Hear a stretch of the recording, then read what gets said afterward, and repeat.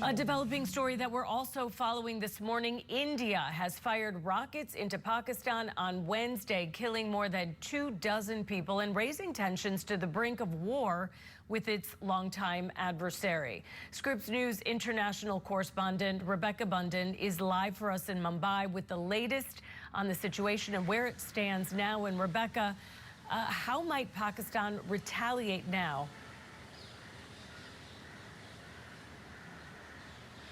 Well, this is seen as a massive escalation in this situation between India and Pakistan in response to that attack that we saw took place in Indian-administered Kashmir last month when gunmen killed 26 people in India, mainly Indian tourists, and it had been known that India was very likely to respond to this with a military strike, and this is what we've seen taking place with India saying that it targeted 9 terrorist infrastructure sites in Pakistan and Pakistan-administered Kashmir.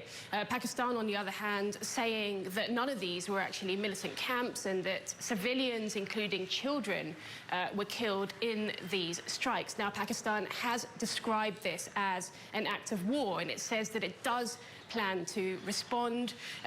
Pakistan's defense minister has talked about military operations already being underway, and that Pakistan has said that it will respond at a time and manner and place of its choosing. So that's a really big concern, given the tensions between both India and Pakistan, which are both nuclear-armed countries, of course. So this is certainly a very worrying and developing situation. And Rebecca, has there been any talk about getting the two sides together to sit down and talk this out and maybe work out some kind of agreement so we don't escalate to the point of war?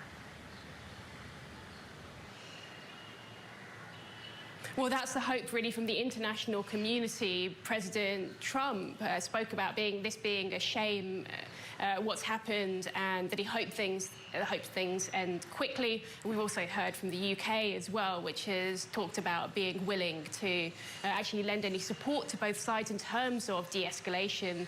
The UN also calling for de-escalation, China expressing concerns, and Iran's foreign minister is also visiting India as well. So there are these hopes that the international community might be able to step in to try to de-escalate this situation. There's also been the shelling across the border, the de facto border between India and Pakistan in Kashmir, and India says that 10 civilians have been killed in that shelling as well. So really that's another worrying development, and the international community is very keen that the situation de-escalates. India and Pakistan have fought wars in the past over Kashmir, and this situation is incredibly tense at the moment.